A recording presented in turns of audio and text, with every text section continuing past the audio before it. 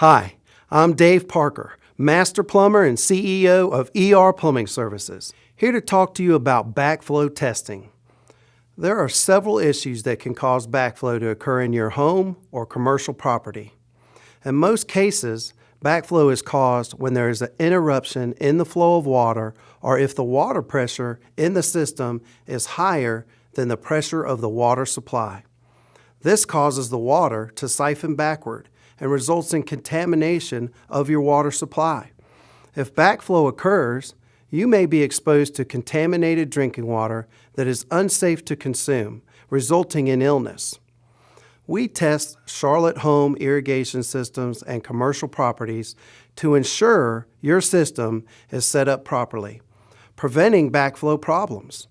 When we test your device, we will temporarily turn off the water and examine the built-in testing ports on the backflow device. Then, we use a professional kit to test the water and effectiveness of your backflow device.